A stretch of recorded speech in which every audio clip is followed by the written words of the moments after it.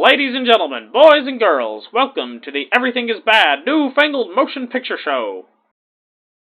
Welcome one and all to another episode of the New Fangled Motion Picture Show. I am your host, I don't know Navy ranks. Commander Niall. There we go. That's like a 05, right?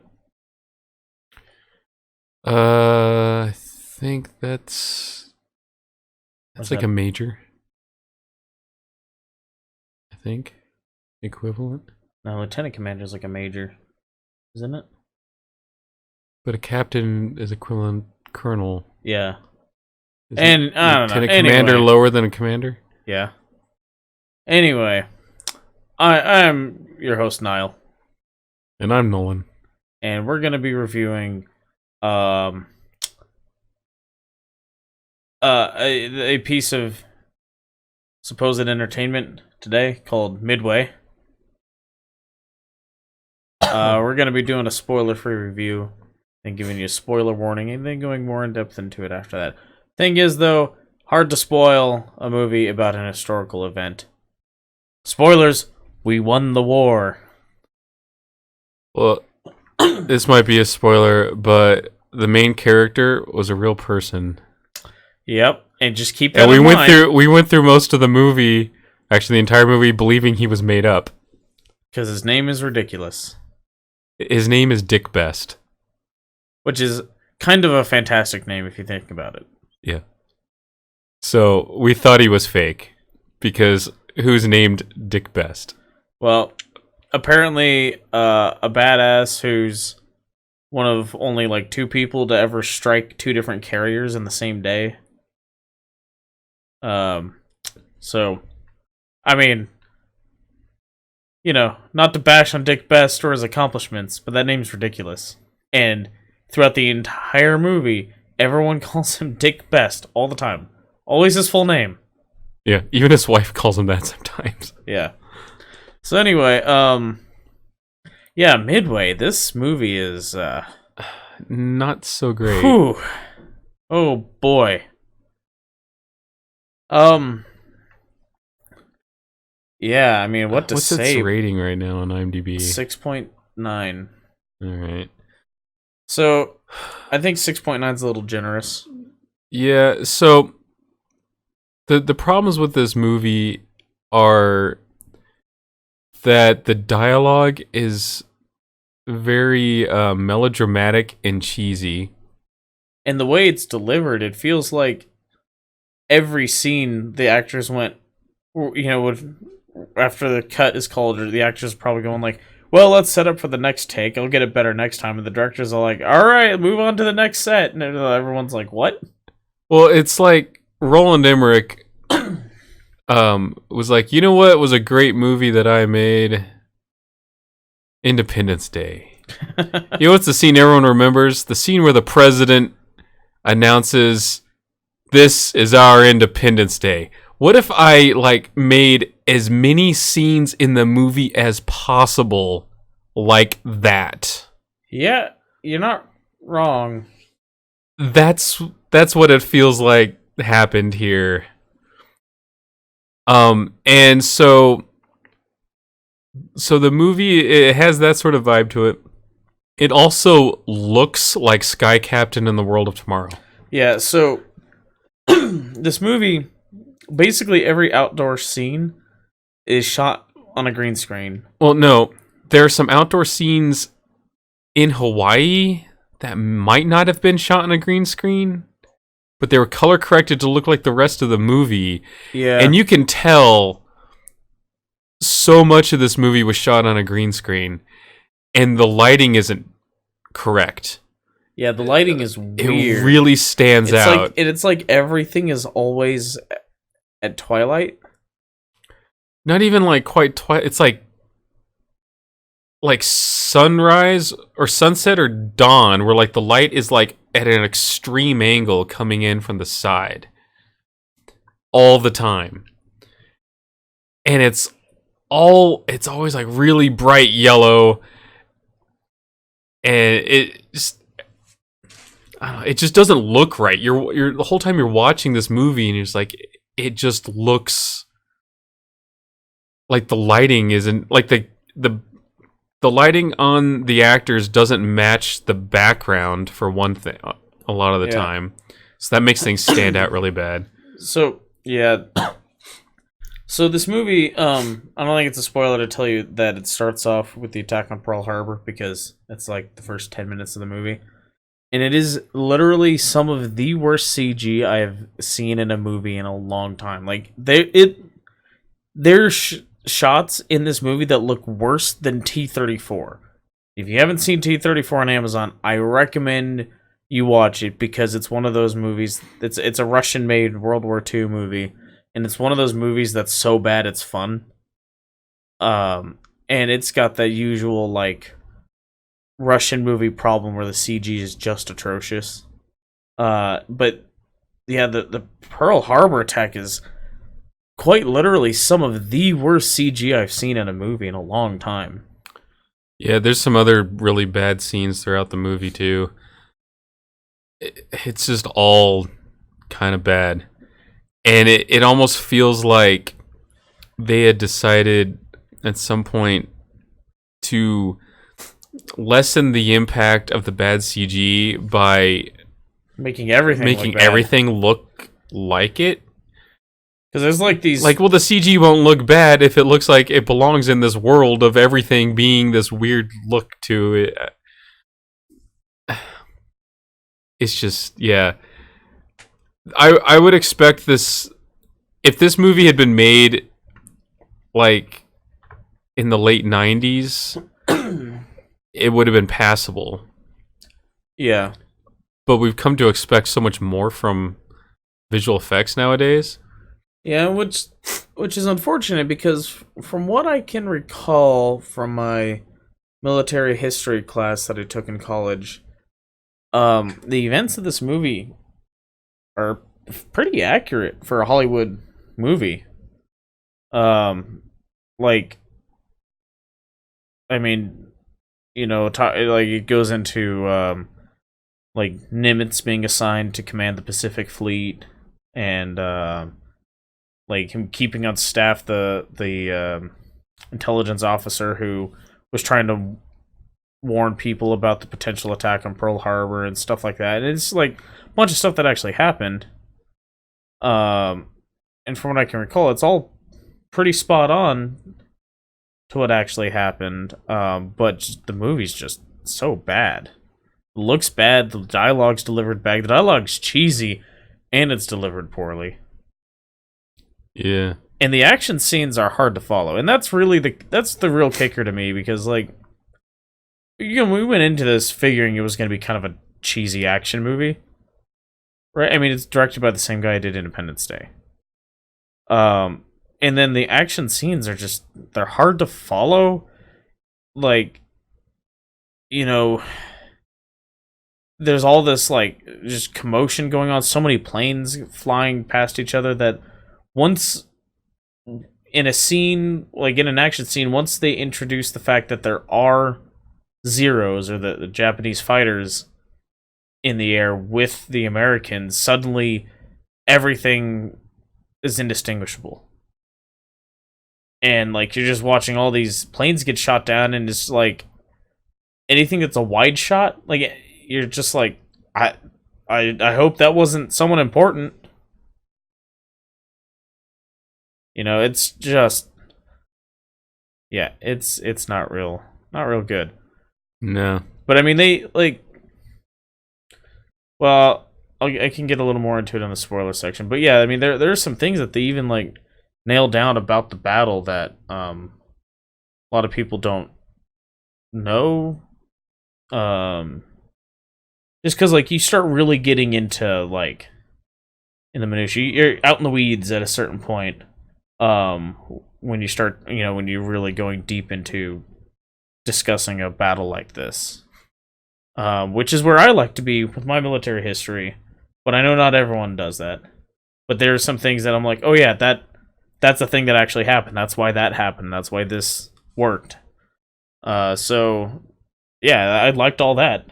But there was, as far as just from a movie making and storytelling perspective, this movie it's got a lot of issues. There's a lot of like unnecessary stuff in there that like stuff that's added in that adds absolutely nothing to the story.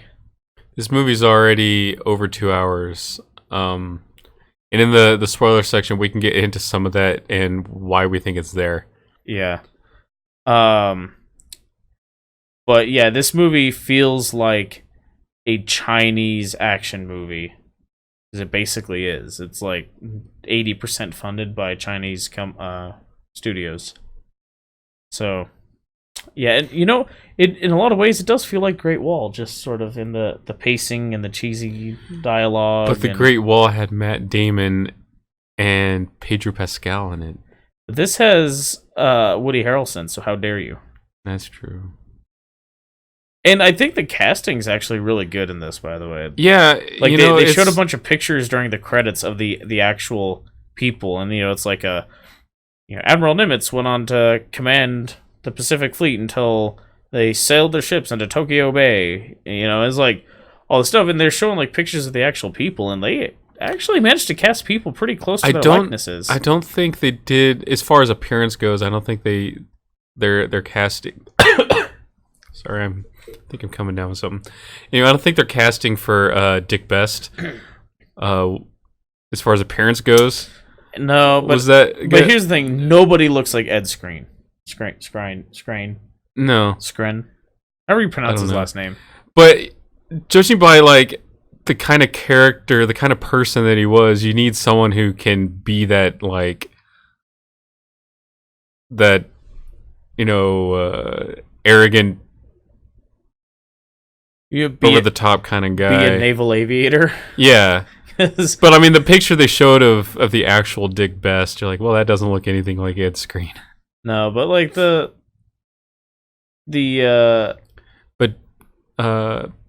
yeah, Woody Harrelson did a good job of making him look like Nimitz and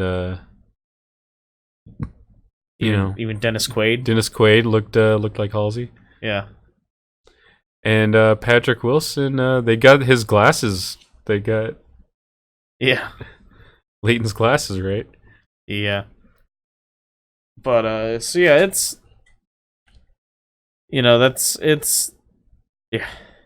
this movie's rough, man. Especially like when there's so many other things out right now that are better. Like if you want to see an action movie in theater, go see Terminator.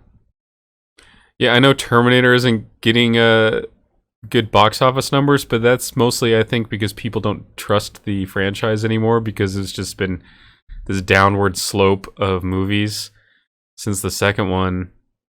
It went Terminator, and then Terminator 2 was better, and then everything after that was a disappointment, so I think people just don't trust it anymore. That's what I think the biggest problem is, but you should give that movie a chance. Yep. It's actually pretty good. If you're feeling in the mood for a period piece, go check out Motherless Brooklyn. I guess this is a fine movie if you're just really itching for a World War II specific movie. Then go see Midway, I guess. That's about the only way that I can recommend seeing it. Yeah. But yeah, so anything else to add that's not spoiler? No. Alright. So, spoiler warning. So, I forget which carrier it was, because I get the three of them mixed up in this from this battle. Because they're all Japanese names, which, if you're not, that's not your language, it can be hard to remember, like, differentiate names. But I think it was the Akagi that was changing the bomb loadout on their planes when they had a bomb dropped through the flight deck. And that actually happened. If it's the ship, if I have the name right, this actually happened to one of the carriers, where they had bomb loadouts for attacking a land-based target at Midway, and they realized that there were these fighters that were attacking them were launched from carriers. So they knew there had to be an American fleet in the area, so they were switching out their bombs for torpedoes and armor-piercing bombs. And they were in a hurry to do this, and the captain of the ship actually said, actually told his men that, our fighters will protect the ships, just load them out, because your proper protocol on a carrier is to unload ordnance and then load new ordnance, so you don't have all this live ordnance out of the magazine at once. And they were in a hurry, though, so they had torpedoes go in one direction and like 500-pound bombs that go in the other direction. And so they just had tons and tons of live ordnance like out of the magazine when a bomb was dropped through the flight deck, and it basically just broke the ship in half. But like, and that's just it's a a fact that's like, most people, if they learn anything about Midway in their history classes in high school or whatever, it's that it happened, and that was our first like major naval victory over the Japanese. And they might learn that it broke it basically destroyed the Japanese carrier capability in their fleet. But that's it, And so I just like seeing stuff like that in movies. That's like, oh yeah, that's a thing that happened, But then there's stuff that's added into the movie that's just so completely unnecessary that it really takes away from things like that. Namely, I think the Doolittle raid. Yeah, so the Doolittle raid, because it, where after Pearl Harbor, if you watch the movie Pearl Harbor, you'll find all about this. Was that a oh gosh, I'm blanking on the name.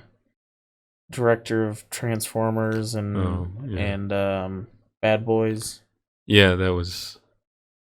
See, now you're blanking too. No, it's like it's one of those names that's... It's contagious. Like, whenever you blank on something, I blank on it too. Yeah, anyway. Anyway, yeah.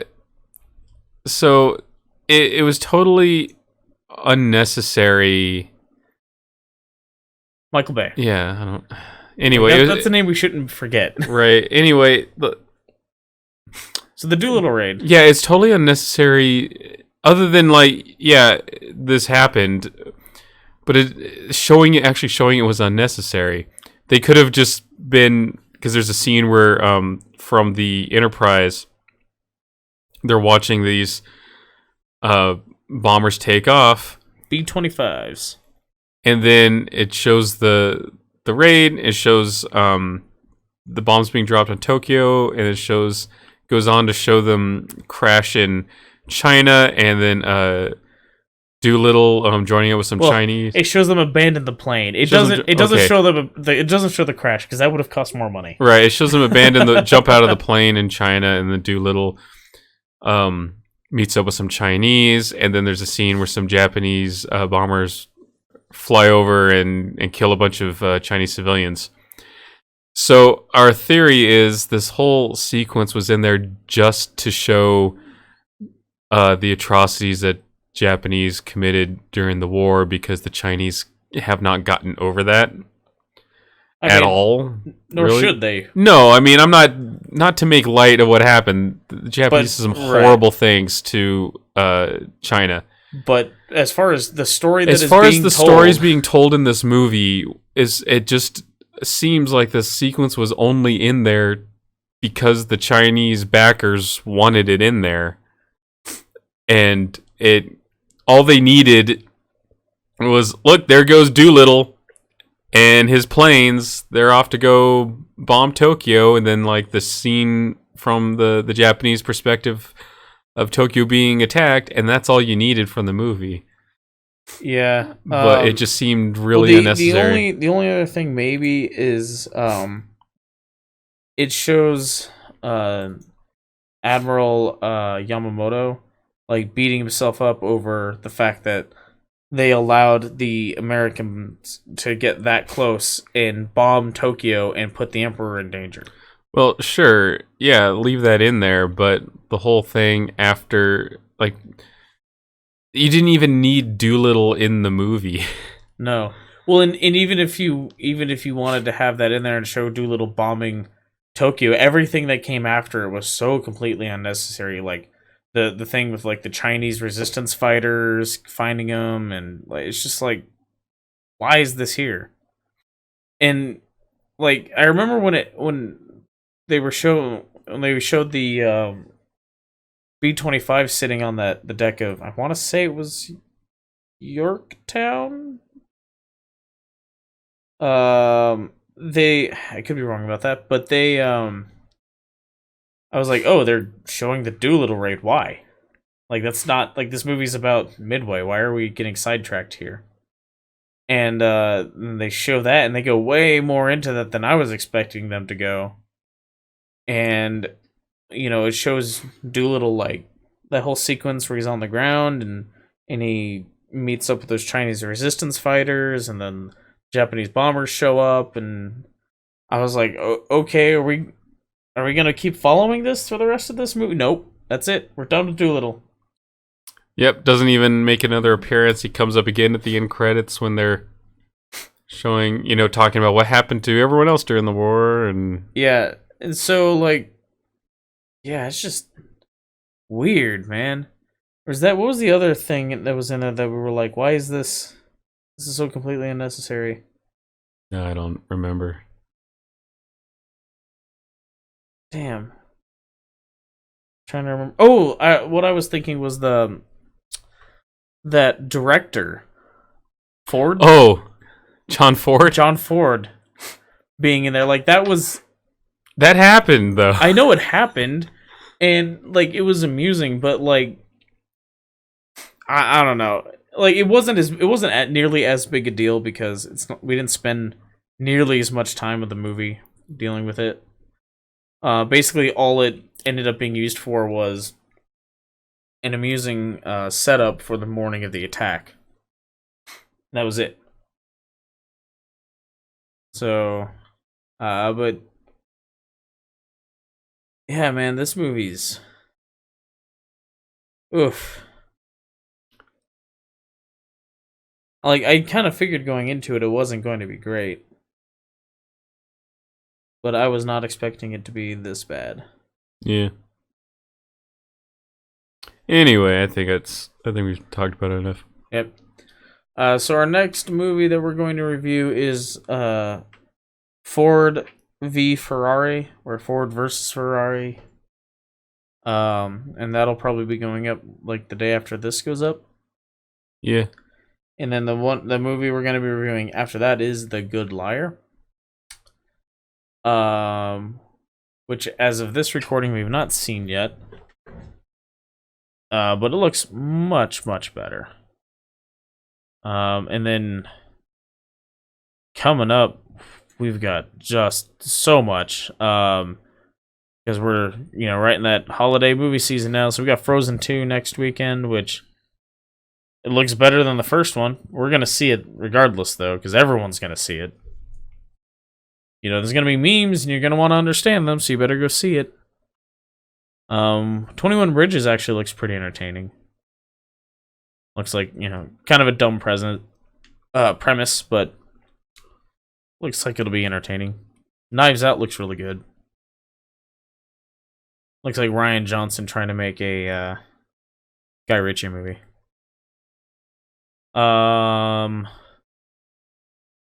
Let's see what. So December we've got Jumanji 3. Yeah. Richard Jewell, Uncut Gems. Those all look good. Star Wars, obviously, we're going to see that. 1917, we're really excited to see that, and that's gonna like round out the year for us.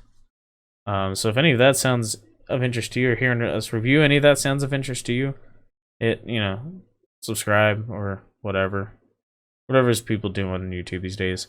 Comment on our videos. Tell us why we're wrong about Midway and why it's the greatest piece of war-based cinema ever. Yeah. You'll be hard pressed to make that argument, but by all means, make that argument. Check out our other reviews. What was our last one? It was a better movie. Oh. Let's see. Terminator.